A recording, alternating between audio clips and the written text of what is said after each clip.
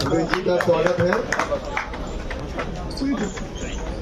क्योंकि हमें ये बैठक को जल्दी समाप्त करना है। प्रवेश जी आ गए हैं। प्रवेश जी, मैं आपको एक बहुत बड़ी खुशखबरी देता हूँ। सब सीए हैं, वकील हैं।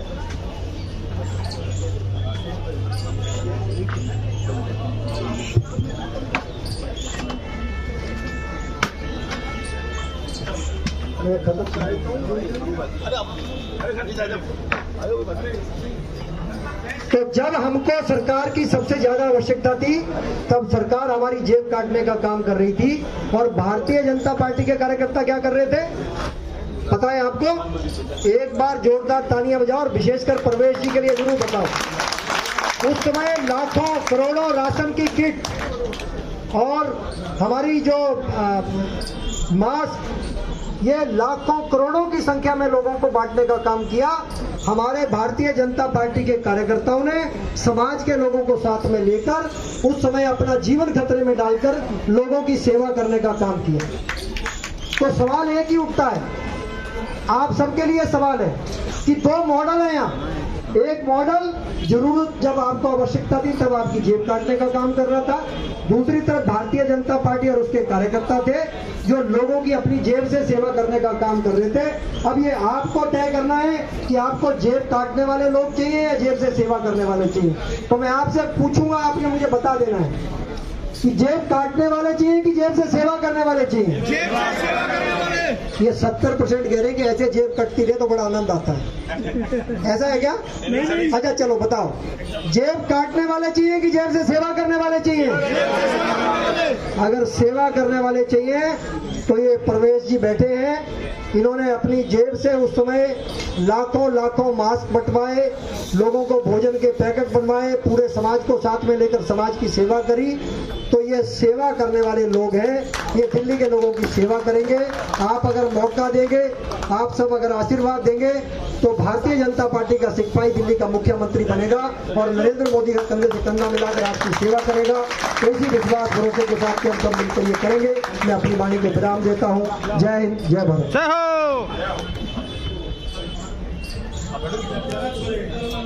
आप सारे सीए लोग हो ना? अच्छा,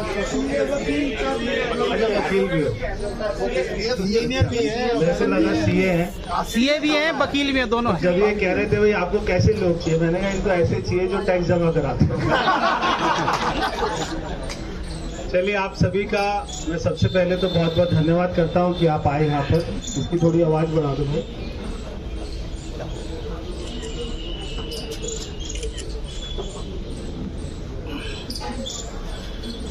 एक तो ये बात तय है कि यहाँ से नई दिल्ली विधानसभा से केजरीवाल हार रहे हैं। और ये कोई मेरा ओवर कॉन्फिडेंस नहीं बोल रहा है। मैं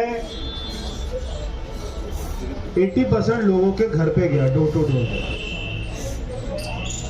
जब मैं वो सारे लोगों से मिला, माताओं बहनों से मिला, युवा साथियों से मिला, तो जो उनका रिस्पांस था ये वो वो सभी इतने उत्साह के साथ में उन्होंने स्वागत किया। और आपने ये भी देखा कि पीछे 2 महीना हुआ, ये जो हमारा इलेक्शन चल रहा है दिल्ली का, 2 महीने से चल रहा है। 2 महीने में दिल्ली के इलेक्शन में मुझे एक वर्ड मिसिंग लग रहा है, और वो वर्ड है डेवलपमेंट। थोड़ा कम करो। वो वर्ड है डेवलपमेंट का। बोला गाड़ी वाला ले आओ माइक, गाड़ी वाला माइक लाओ। वो वर्ड है दिल्ली का डेवलपमेंट, जिसके बारे में ये इलेक्शन में कोई चर्चा नहीं हो रही, क्योंकि 11 साल जो हुआ वो दिल्ली के सारे लोगों को लूटा गया। उनको सपने दिखाकर लूटा गया, उनको प्रॉमिस करके लूटा गया, उनको झूठ बोलकर लूटा गया। मैं आज से पहले नहीं देखा मैं आपको कुछ ऐसे फैक्ट्स बताऊंगा जो आपको शायद पता होंगे, मैं समझता हूं फिर भी मैं आपके सामने रखूंगा, क्योंकि मैं कोई भाषण देकर, आप सारे प्रबुद्ध लोग हो, आप सारे समाज में क्या चल रहा है, आप सारे प्रैक्टिकल वर्ल्ड देखते हो, लॉयर, सीए, ये एकदम वास्तविक जो दुनिया होती है आप लोग वो अपनी आंखों से देखते हैं। तो दिल्ली में जो 11 साल हुआ वो कमाल ही हुआ, जैसे कि दिल्ली के ऊपर कोई श्राप हो कि भाई एक ऐसा व्यक्ति आकर दिल्ली वालों को बर्बाद करेगा, कोई काम नहीं करेगा। तो वो श्राप था, ये जो समय था ये एक श्राप था दिल्ली के ऊपर, जो 5 तारीख को खत्म हो जाएगा, 8 तारीख को कमल खिल जाएगा। अब मैं जो बोल रहा हूं कि ये श्राप था, ये क्यों बोल रहा हूं? 6 बजे चुनाव प्रचार खत्म हो जाएगा, 6 बजे चुनाव प्रचार खत्म हो जाएगा और अभी 5:32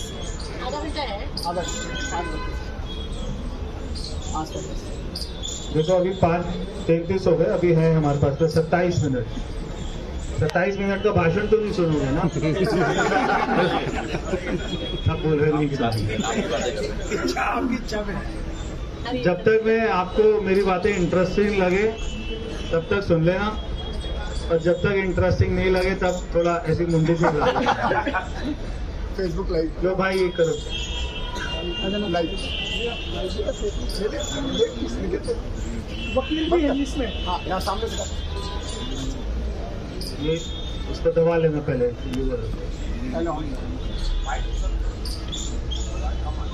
ये वाला माइक का वॉल्यूम वो दो माइक दो। और मेरे साथ तो इनका विशेष प्रेम रहता है।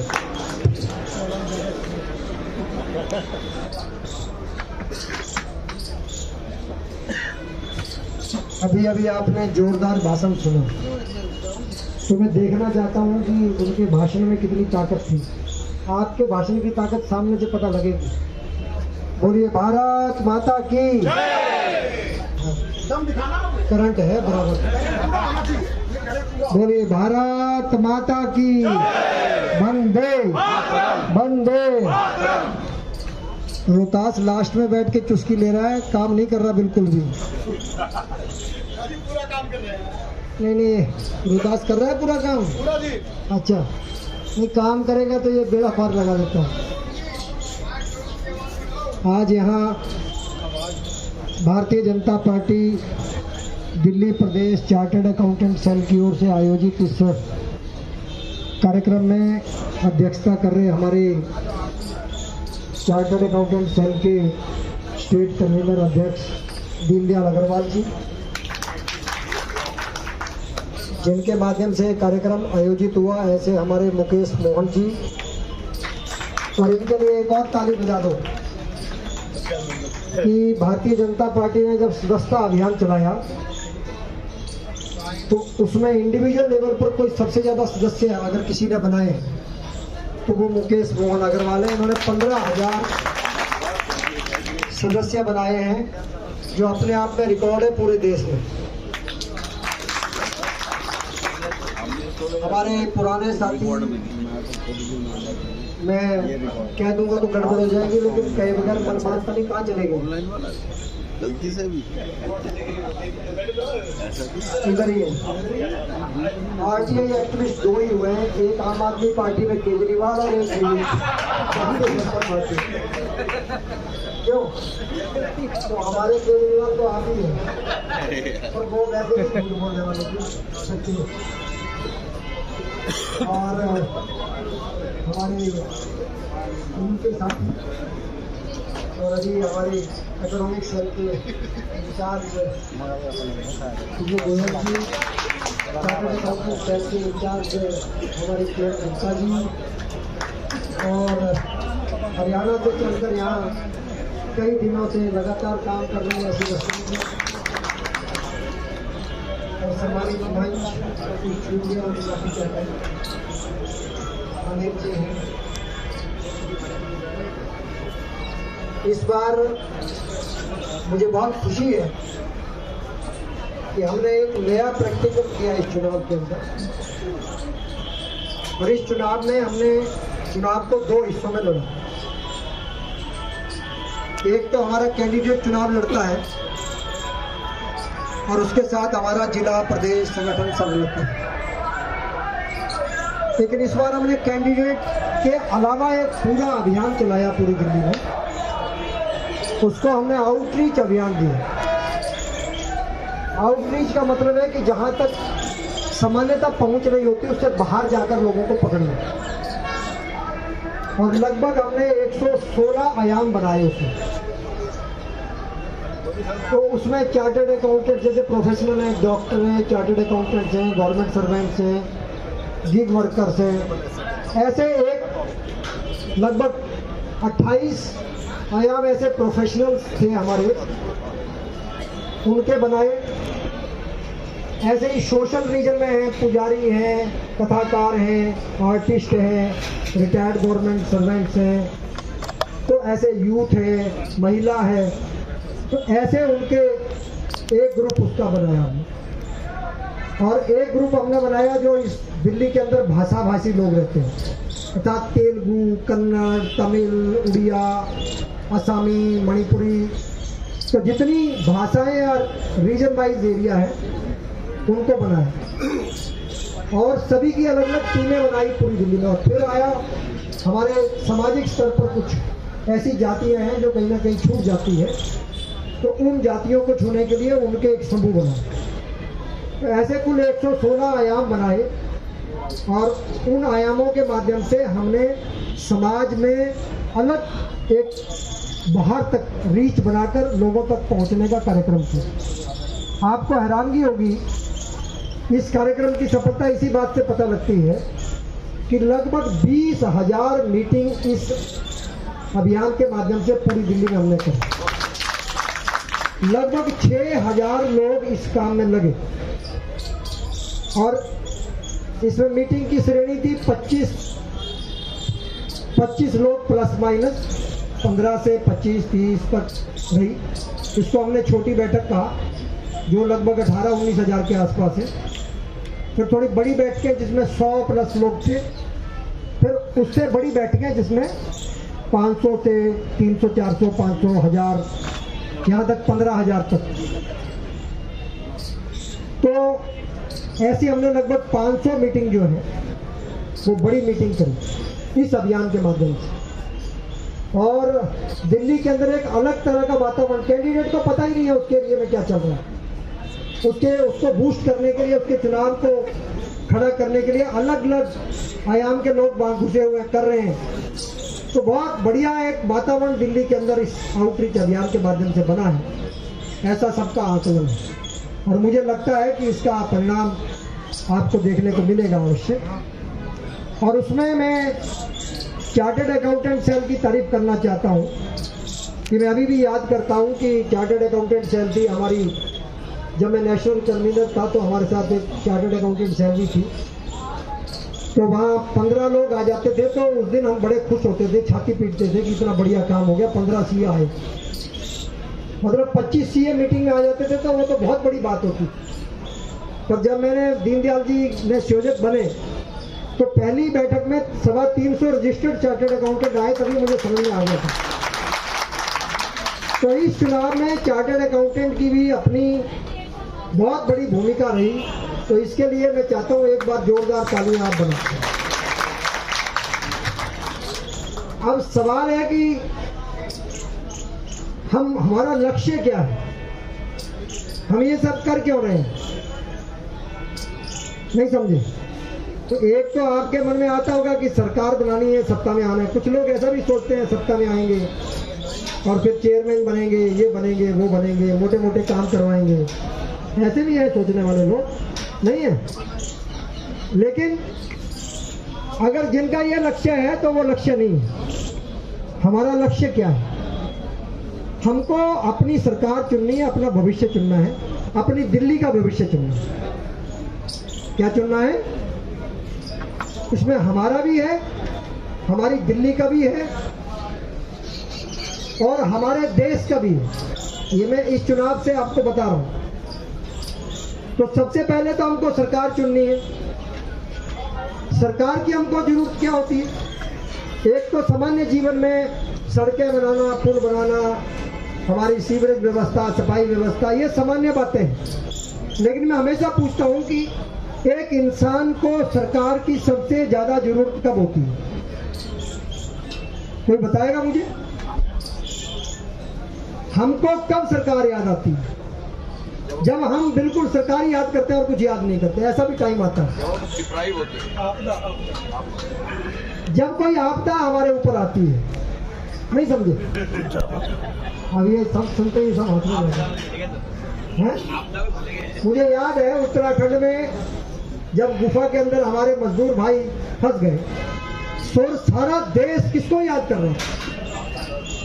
उसमें इंडिविजुअल कुछ नहीं था, उसमें सब सरकार की तरफ उम्मीद लगाए बैठे कि सरकार कुछ करेगी, सरकार कुछ करेगी। और जब सरकार उसमें लगी और निकाला, इसमें कोई समूह, कोई बाकी किसी के बस की बात नहीं थी।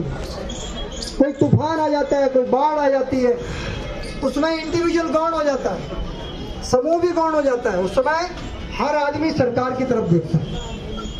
मैं गलत तो नहीं हूं, लेकिन मैं आपसे एक सवाल पूछना चाहता हूं कि जब मानवता पर कोरोना का संकट आया, तब आप मुझे बताइए कि कहीं पूरे संकट के अंदर आपने अपने अगल बगल में कोई दिल्ली में सरकार देखी? आपको कोई सरकार नाम की चीज दिखाई दी?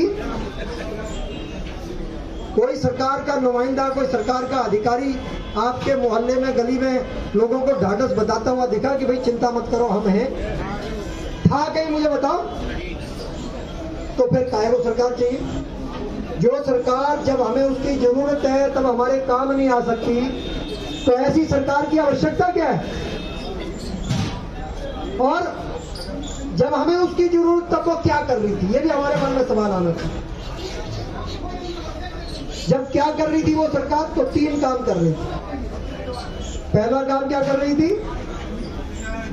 शराब की नीति बना रही थी कि कोरोना को शराब भगाएगी, दारू पी। लोगों ने कहा भी उसमें तो मुझे लगता है लोगों ने कहा कि कोरोना शराब का पैक ले लो, शाम को तो कोरोना नजदीक नहीं आएगा। तो केजरीवाल साहब ने सोचा होगा कि यार इससे बढ़िया तो अपॉर्चुनिटी कोई नहीं है, पॉलिसी बना। उस समय शराब की पॉलिसी बनाने में लगे थे ताकि दिल्ली के लोगों की जेब काटी जा सके। दूसरा काम क्या कर रहे थे? अपना महल बनाने में लगे। जो अधिकारी लोगों की सेवा में लगाने चाहिए थे वो कहां लगे थे? और तीसरा काम क्या कर रहे थे? इन्होंने मेरा पूरा परिचय नहीं दिया, देते तो मैं बताता, फिर मुझे बताना पड़ेगा। मैं डायरेक्टर नेफेड भी हूं। तो उस समय 24 मई को जब लॉकडाउन की घोषणा हुई तो 26 मई को प्रधानमंत्री जी ने बुलाए और उन्होंने कहा कि इस देश में कोई देशवासी भूखा नहीं सोना चाहिए। संकट के समय सब काम धंधे बंद हो जाएंगे, तो राशन की कमी नहीं आनी चाहिए। तो 5 किलो गेहूं अथवा चावल और 1 किलो दाल हम हर देशवासी को पहुंचाना है और ये युद्ध स्तर पर काम होना है। हमने रातों रात मजदूर भाग गए थे, मजदूरों को लाए, मिलें खुलवाई, मिलिंग कराई और आपको हैरानगी होगी, रिकॉर्ड 10 दिन के अंदर हमने दिल्ली सरकार को राशन उपलब्ध कराया, दाल भी और गेहूं भी। लेकिन 1 महीने के बाद देखा मैंने आनंद विहार पर हजारों हजार लोग इकट्ठे हो गए, भीड़ लग गई आनंद विहार पर। तो बड़ा आश्चर्य हुआ, यार ये क्या बात है, ये लोग क्यों परेशान है? जब हमने दिल्ली सरकार को कहा कि आप राशन लीजिए हमसे, जिनके पास राशन कार्ड नहीं उनका अस्थायी राशन कार्ड बनाइए, उनका एडिशनल राशन हमने उनको दिया। उसके बाद भी हमने कहा कि SDRF फंड लीजिए आप, आपको अगर कहीं लगता है सड़क आता जाता आदमी भूखा है तो उसको भी खाना खिलाइए, स्कूलों में हर जगह जहां संभव हो सकता है वहां लगाइए। हर तरह का प्रोविजन हमने करके दिया। लेकिन उसके बाद ये लोग क्यों जा रहे हैं? तो जब पूछताछ करने पर पता लगा कि वो राशन जो है जो भेजा गया था वो 1 महीने से ये सरकार दबाए बैठी थी, ये लोगों को बांटने का काम नहीं किया। अगर ये राशन बांट दिया होता, अगर ये राशन उनकी जेब में होता, उनको उनके पास अगर राशन कार्ड नहीं अस्थायी कार्ड होता और उसको राशन मिल गया होता, तो वो अपने बच्चों को भूख के डर से क्यों भागता? आखिर वो भागा तो भूख के डर से। उनको लगा कि कहीं दिल्ली में मैं भूख से मेरे बच्चे ना मर जाएं, तो समय पर राशन मिल गया होता तो उनको मिलता। अब ये लाखों लोग निकल गए दिल्ली से। आपको हैरानगी होगी, 6-6 महीने बाद आया, कोई 10 महीने बाद आया, कोई 12 महीने बाद आया, आज तक उनका राशन कहाँ गया इसका कोई पता नहीं है, कोई हिसाब नहीं है। तो दाल का भी पता नहीं है, तो गेहूं अथवा चावल का भी पता नहीं। तो क्या कर रही थी सरकार उस समय? सरकार इस जुगाड़ में लगी थी कि लोग भाग जाए, उनका राशन अब राशन वालों के साथ मिलके SDRF फंड के जो पैसा था उसके माध्यम से स्कूलों में खाना बांटा गया। आप पता कीजिए जो लोग स्कूल में गए होंगे वो खाना खाने लायक नहीं था। इंसान तो छोड़ दीजिए आप, ऐसा भी था कई जगह कि दाल बना रखी थी लेकिन उसमें दाल नहीं मिलती थी, पानी पानी मिलता था। हालात बहुत, उसमें भारी भ्रष्टाचार हुआ। आपको याद होगा एक SDM तो आत्महत्या कर ली उसने, उस पर दबाव डाला जा रहा था कि आप इसमें भ्रष्टाचार करो, बोला मेरा जमीन अलाउ नहीं करता, और वो दबाव में आकर उसने आत्महत्या कर लिया। आम आदमी पार्टी का MLA उसमें जेल गया कि नहीं गया? तो जब सरकार की हमको सबसे ज्यादा जरूरत थी तब सरकार क्या कर रही थी? लोगों की मदद करने की बजाय उनकी जेब काटने का काम कर रही थी। कैसे? राशन के माध्यम से। रेमडेसिविर का इंजेक्शन ब्लैक में बिक रहा था कि नहीं बिक रहा था? मुझे बताइए। ऑक्सीजन ब्लैक में बिक रही थी नहीं बिक रही थी? तो उस समय हॉस्पिटल में जो चला गया उसको हॉस्पिटल वालों ने काट लिया। तो सरकार क्या कर रही थी? यही तो सरकार का समय था। तो जब दिल्ली की जनता को, हम लोगों को दिल्ली में सरकार की आवश्यकता थी, उस समय वो सरकार हमारे साथ नहीं थी और वो उस समय लोगों की जेब काटने का काम कर। और दूसरी तरफ भारतीय जनता पार्टी के कार्यकर्ता क्या कर रहे थे? आप सबको पता है। परवेश जी हमारे बीच में आ गए, एक बार जोरदार तालियों के साथ उनका स्वागत कर दीजिए। तो जब भी बारिश होती है यमुना का लेवल ऊपर हो जाता है क्योंकि नीचे डिसिल्टिंग हुआ नहीं, कोई नया STP बना नहीं, कोई नया WTP बना नहीं, कोई ट्रीटमेंट प्लांट की कैपेसिटी बढ़ाई नहीं, तो सारा वेस्ट गिरे जा रहा है। खड़ा नहीं हो सकता आदमी, और ये कहता था मैं डुबकी लगाऊंगा, फलाना करूंगा, जो करूंगा। अब ये कोई रॉकेट साइंस नहीं है बनाना, ये रिवर फ्रंट बनाना ताकि दिल्ली के 10-20 लाख आदमी रोज खाना खाएं, बोले चलो भैया यमुना रिवर फ्रंट पे सैर करके आते हैं। क्या हमको ऐसी दिल्ली देखने का मन करता है? नहीं करता। yes. तो अगर ये सारी डिसिल्टिंग हो जाए, दोनों तरफ में STP WTP बन जाए नए, और जो बने हुए उनकी कैपेसिटी को बढ़ा दिया जाए, दोनों घाटों को पक्का कर दे साइड के, वहां पे 10 लाख पेड़ लगा दे, यहाँ पे चिड़ियाघर पूरा उठाकर वहां पे बढ़िया, जैसे सिंगापुर में चिड़ियाघर होता है, हम लोग जाते हैं देखने के लिए, मॉडर्न टाइप पूरा चिड़ियाघर हो, झूले लगे हो, चाट पकौड़ी हो, मार्केट लगी हो, बच्चे वहां पे मेडिटेशन कर रहे हैं, योगा कर रहे हैं, दौड़ लगा रहे हैं, स्विमिंग कर रहे हैं। ये सब होगा तो आप सोचिए क्या लगेगी दिल्ली। यमुना रिवर फ्रंट जैसे साबरमती रिवर फ्रंट बन जाएगा। अब इसमें केवल पैसा ही चाहिए ना CA साहब, पैसा ही चाहिए ना। अब मैं पैसे का भी फॉर्मूला आपको बता देता हूँ, बड़ा आसान।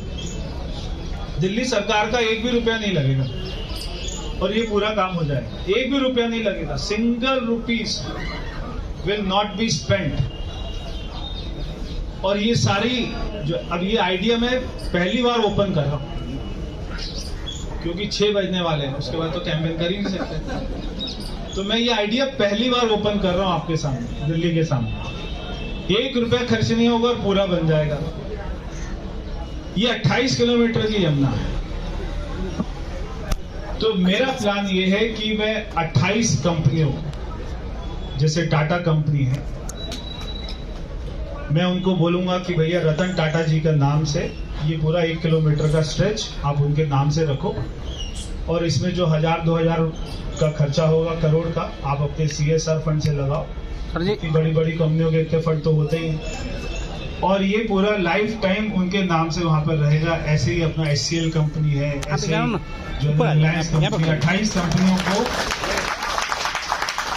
ना सरकार को उसकी मेंटेनेंस करनी पड़ेगी, ना मेंटेनेंस पे कोई खर्चा होगा, और वो 28 कंपनियों में आपस में होल्ड लगी रहेगी कि किसका सुंदर है, किसका सुंदर है, कौन ज्यादा महंगी टाइल लगाएगा, कौन ज्यादा महंगा मार्बल लगाएगा, कौन ज्यादा सुविधाएं देंगे, लोग उसी पे जाएंगे ना। और वो अपना बोर्ड लगा दे, प्रचार कर दे, जैसे पूरी मार्केटिंग करते हैं दिल्ली में, अपना रिलायंस का बोर्ड लगा दे, वहाँ पे HCL का बोर्ड लगा दे, टाटा का लगा दे, जो मर्जी लगा दे। ऐसे 28 बड़ी कंपनियों को 1-1 किलोमीटर का घाट दे देंगे, वहाँ पे कोई वो कमर्शियल एक्टिविटी नहीं कर पाएंगे। उनको केवल फायदा यही होगा कि अपना बोर्ड लगा देंगे, माता पिता के नाम से अपना वहाँ पे मूर्ति लगा देंगे, बस यही फायदा होगा, कोई कमर्शियल फायदा नहीं होगा। बहुत 1 रुपया खर्च नहीं होगा, मेंटेनेंस होगी नहीं, और आपस में होड़ भी लगी रहेगी कि जो है ना किसका सुंदर है। खाली हमारी सरकार का वहाँ पे जो खर्चा होगा, वो जो STP बनेंगे, WTP बनेंगे, वो बनाने में होगा, घाट बनाने में पूरा कोई खर्चा नहीं होगा। तो सरकार का बिना पैसा लगाए भी ये काम हो सकता है, और ये मैं आपको करके दिखाऊंगा। क्या बात, कंपनी को थोड़ा काम ये मेरे जीवन का सपना है। अगर मैंने ये काम किया तो मैं समझूंगा मेरा जीवन सफल हो। दिल्ली के लोग जब वहाँ पे घुमा करेंगे, 10 लाख 20 लाख लोग रोज घुमा करेंगे, तो मुझे इतनी खुशी होगी देखकर कि मैं जहाँ पर दिल्ली में पैदा हुआ, जहाँ पे बड़ा, जहाँ पे खेला कूदा, जहाँ पढ़ाई करी, और जहाँ मुझे मरना भी है, मैंने उस दिल्ली माँ के लिए कुछ किया है। ये कहता है, ये जो केजरीवाल साहब है, ये कहते हैं भाई खाली घोड़ा दौड़ाते हैं दिल्ली की सड़कों पे, खाली घोड़ा दौड़ा रहे। कह रहे बीजेपी वाले बताओ अब तो दूल्हा कौन। मतलब लोग तो चांद पे जा रहे हैं, बुलेट ट्रेन चला रहे हैं, लोग IT पे पता नहीं क्या क्या कर रहे हैं, AI की तरफ जा रहे हैं, और ये दिल्ली में घोड़ा दौड़ा रहे हैं खाली। दूल्हा बताओ, अरे काम बताना अपना क्या किया 11 साल, दूल्हा तो पता लग जाएगा 8 तारीख को कौन बनेगा। आप अपना काम तो बताओ क्या किया। तो ये सारे काम करने हैं। हम ये बोलते हैं रेवड़ी, हम बोलते हैं सोशल वेलफेयर स्कीम। हम वो सोशल वेलफेयर स्कीम को लागू करते हैं तो कोई डेवलपमेंट को खत्म नहीं कर देते।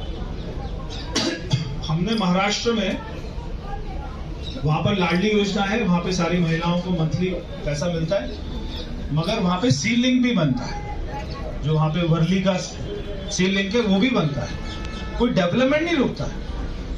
वहां पे मध्य प्रदेश में लाडली योजना है, तो वहां पे रेवा में वर्ल्ड का लार्जेस्ट सोलर प्लांट भी बनता है, वहां पे जो है उज्जैन का कॉरिडोर भी बनता है। अगर उत्तर प्रदेश में कोई योजना चल रही है गरीबों के लिए, तो वहां पे डेवलपमेंट नहीं रुकती। इसलिए दिल्ली में आप केवल रेवड़ी करके, और आप ये सोचो कि मैं रेवड़ी बांटता रहूंगा, 70,000 करोड़ का टैक्स आता है, 70,000 करोड़ का बजट है। अब ये कहता है कि देखो जी, जब शीला दीक्षित के बाद में हम आए तो केवल 25,000 करोड़ का टैक्स होता था जी, दिल्ली का बजट होता था। हमारे नाम पर हमारी ईमानदारी देखकर सारी जनता ने टैक्स ज्यादा देना शुरू कर दिया, आज वो 75,000 70 है। कोई होता है ऐसा आदमी जो किसी की ईमानदारी देख के टैक्स दे दे?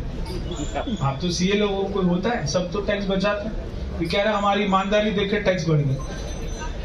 अब दिल्ली वाले सोचते हैं भाई, वो ऐसा देखते हैं, हाँ भाई शीला दीक्षित जी के समय में 2013 में 12 में तो 25,000 करोड़ का बजट था, आज वो 75,000 करोड़ का बजट। ऐसा तो कुछ तो उसने कमाल किया होगा। तो कमाल तो पूरे देश में हुआ जब से GST लागू। आप GST का बिफोर और जो आफ्टर इफेक्ट है, ये केवल दिल्ली का नहीं, सारे स्टेट का उठाकर देख लो, सभी का ट्रिपल हो गया, 4 टाइम्स हो गया। महाराष्ट्र उठा लो, राजस्थान उठा लो, कोई भी स्टेट उठा लो, GST इफेक्ट है ये, जो कि बजट को ट्रिपल कर दिया, 4 टाइम्स कर दिया। सभी स्टेट का हुआ, दिल्ली का नहीं हुआ। सर दिल्ली में ज्यादा बढ़ा है क्योंकि दिल्ली कंज्यूमिंग स्टेट है, औरों से भी ज्यादा बढ़ा।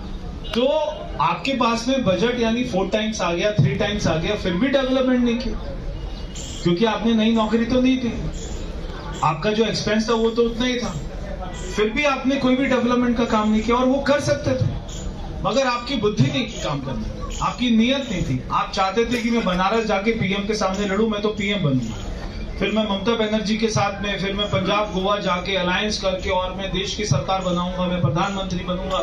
वो सपने लेकर आदमी चल रहा था, और 8 तारीख को उसका क्या हाल होने वाला है। इस पार्टी का कोई ना भूत था ना कोई भविष्य है, ये 1 मैन पार्टी है। जिस दिन ये हारेगा पूरी पार्टी खत्म हो जाएगी। जो इनके जो चुने MLA जीत कर आएंगे, जिस दिन ये हारेगा पार्टी खत्म होगी, सारे के सारे भारतीय जनता पार्टी जो है अपने आप ही कर लेंगे। अभी सारे कितने सारे इनके एमएलए थे, सबने ज्वाइन कर ही लिया ना, कोई बचा उनकी पार्टी में क्या? सारे तो आ गए, क्योंकि ये कोई पार्टी नहीं, कोई पार्टी वार्टी नाम पर केवल झूठ था जो कि खत्म होने वाला है, उसका अंत आ गया। इसलिए मैं आप सभी से रिक्वेस्ट करूंगा, आप सभी लोग बहुत समय से लगे हुए हैं, कोई ना कोई, और आपने जरूर मेरे लिए फोन भी किए होंगे, बल्कि दिल्ली में भी जितने हमारे कैंडिडेट हैं सबको जिताइए, सभी जीतेंगे तभी सरकार बनेगी, अकेले मेरे जीतने से तो नहीं बनेगी, सभी के जीतने से बनेगी। सभी को जिताइए, सभी के लिए फोन कीजिए, मगर ये जो मेन आदमी है इसको हराना जरूरी है। तो इसके लिए 10 फोन रोज जो है फालतू करना आपको। यहाँ पे सीए बहुत रहते हैं, पीछे फिरोज शाह रोड, हेली लेन, ये जो सारी हाई राइज बिल्डिंग है, बहुत सारे सीए रहते हैं, लॉयर्स बहुत सारे रहते हैं। तो कृपया आपके जितने भी कॉन्टेक्ट्स हो, एक तो उनको बोल दीजिएगा वोट डालने जरूर जाना, वोट डालने जरूर जाना। किसी के भी शाम को उंगली नहीं दिखनी चाहिए जिसपे निशान ना हो, हर उंगली पे निशान होना चाहिए। आज ही इतना बौखलाया हुआ, आज इसकी प्रेस कॉन्फ्रेंस देखी अरविंद केजरीवाल जी की,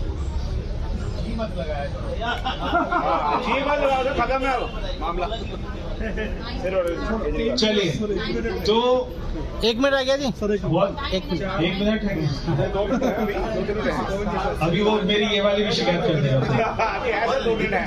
चलिए आप सभी का मैं बहुत बहुत आभार व्यक्त करता हूँ दिल की गहराइयों से।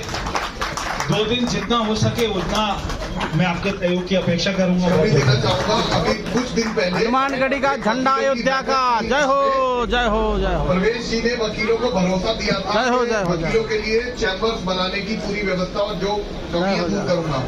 परवेश जी ने यहाँ से अनाउंस करा, आज प्रधानमंत्री जी ने वादा भी कर दिया, उसका हमें दिल्ली बीजेपी लीगल सेल से ऑफिशियल मैसेज आ गया कि दिल्ली में नई अदालतें, नई बिल्डिंग बनेगी और वकीलों के लिए चैम्बर भी एक्स्ट्रा बनेंगे। जय हो जय हो जय हो जय हो जय हो जय हो जय। प्रधानमंत्री जी ने मोदी गारंटी दे दी थी। बहुत बहुत धन्यवाद। सर बस 1 मिनट के लिए मैं एक चीज बोलना चाहूंगा सर, बस आपके उसमें एक है कि तो अपने को ध्यान रहता है कि हम भारत माता के पुत्र हैं और माँ का जयकारा गर्व से बोलना चाहिए, सीना ठोक के बोलना चाहिए। बोलिए भारत माता की जय।